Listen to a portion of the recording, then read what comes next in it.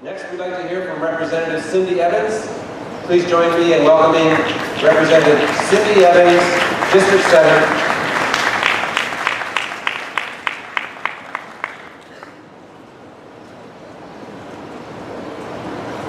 Well, good afternoon and aloha. It takes two to tango. It takes more than two to create a community.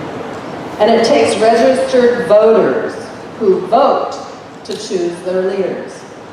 So where does Cindy Evans fit in this picture? I am a candidate for re-election, and I humbly ask for your vote. I tango with my husband, Rick Evans. We've been together 27 years, and I appreciate him and his support, and he wholeheartedly supports my desire to go back and work for 2 more years. It's a huge commitment, and he's with me all the way. Also, it takes two to tango, the House and the Senate. And we had Senator Ige point out the Senate. Well, I want to say that the House members really stood up for the Big Island this year, and collectively we delivered. Thank you. Thank you. And in the audience, we have Representative Lowen, Representative Cregan, Representative Tsuji.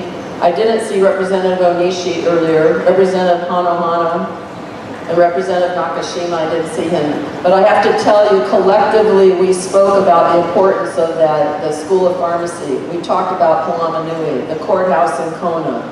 We talked about Coffee Bearer Board. Those are issues that we saw affected the Big Island, and I'm happy to say that the Senate and the House delivered. Let's talk about the communities that we live in. You know, each one of those represent a unique community. I happen to represent a rural district, and I feel so blessed to represent fishermen and farmers and hunters, small businessmen. I've got the tourist industry, the big hotels. I've got the Pakuloa training area, a military base. Each one of those represents a different community, but in the end, collectively, we're all one huge community.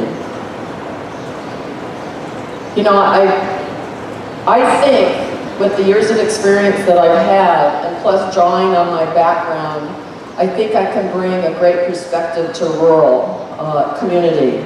I grew up in Illinois, and my grandmother had a family of 15 children, my mom and dad, families of 10 children, and they were farmers. When I was a kid growing up, I saw the hunting. I saw them committed to the land.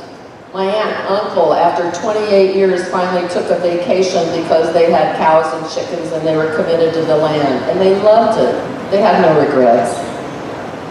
When I realized that the hunting community and the rural community in Hawaii was being challenged because of urban Oahu and people not understanding the difference between rural and urban, we formed together this year and put together a package of 5 bills focused on hunting. But the bigger message wasn't about hunting. The bigger message is how do we, rural, which we are a minority in the House, Malama, Cliff, all of you know, if you add up the numbers between the Senate and the House, the rural legislators are a minority. So we have to come together. We have to learn to be a community and find common ground and really push the issues forward. Rural health care, transportation for our elderly, just to get to their services, is a huge issue. And our children that are in rural, what are the opportunities for them? That is why it was so important to have Palama Nui campus. We had to tell people in Oahu, do you not understand? They need hope and opportunity like you have in Oahu. It's so easy for them to jump on the bus and get there. We don't have that luxury. So collectively our voices have been very strong, and I'm very honored to be part of the voices. And then in closing, takes registered voters who vote to choose leaders.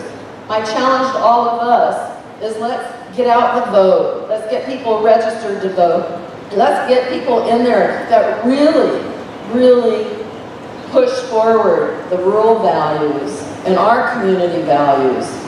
And I humbly ask for your vote, and thank you for your time. Aloha.